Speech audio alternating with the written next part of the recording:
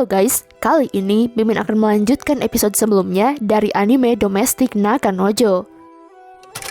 Ya, sepandai-pandainya yang menyimpan bangkai, pasti tercium juga. Itulah peribahasa yang tepat untuk menggambarkan situasi Natsu sekarang. Dan Rui pun tanpa berkata apa-apa langsung pergi begitu saja. Sehingga akan bagaimanakah nasib kedua sejoli ini?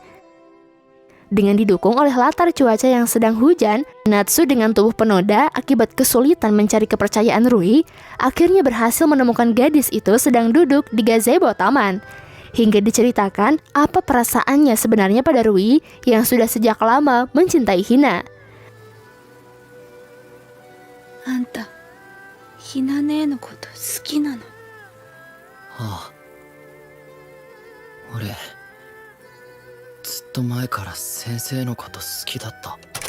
Tentu, Rui pun langsung kaget mendengarnya, apalagi ketika mengetahui kalau hal itu sudah lama terjadi bahkan sebelum mereka menjadi keluarga. Serta Natsu secara terang-terangan juga mengungkapkan tujuannya adalah ingin bersama dengan Hina di masa depan nanti. Yang hal tersebut otomatis ikut membuat Rui jadi sakit hati. Namun ketika pulang ke rumah, gadis itu sama sekali tidak menceritakan kebenarannya pada orang tua mereka. ありがとうな。黙っててくれて。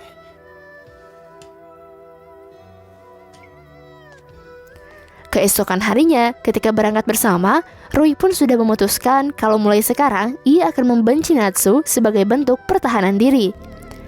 Yang hal ini memang biasa terjadi bagi pasangan yang habis putus dengan mengubah rasa cinta menjadi benci agar perlahan bisa melupakan sang pasangan. Dan Natsu yang mendengar keputusan Rui hanya bisa terdiam. Sesampainya di sekolah, sang guru serta para murid lain di kelas, Natsu terlihat sangat antusias karena sebentar lagi akan diadakan perjalanan wisata ke Okinawa. Namun hal itu tidak berlaku bagi Natsu sendiri yang setengah banyak pikiran. 楽しみだな。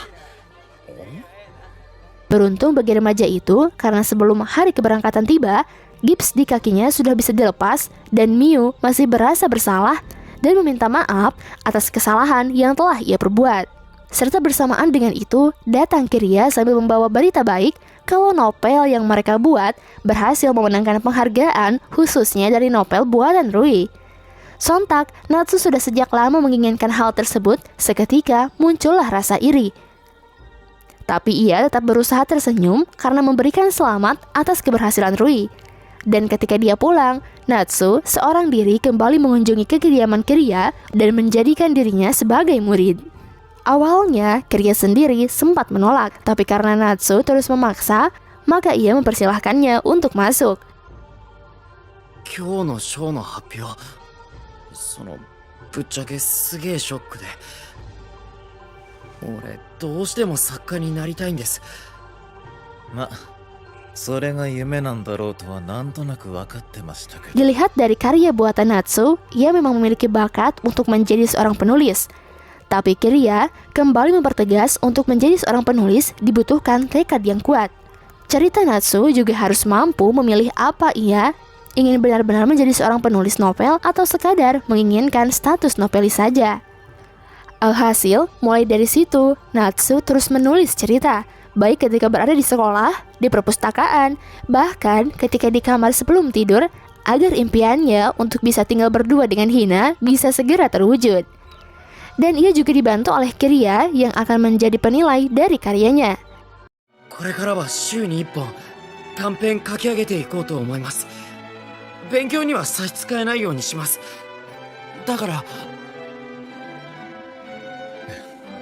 厳しいですよ、僕の天才。 Dan sekian pembahasan episode kali ini. Ditunggu episode selanjutnya ya. Sim Kuring Permios, hatur nuhun.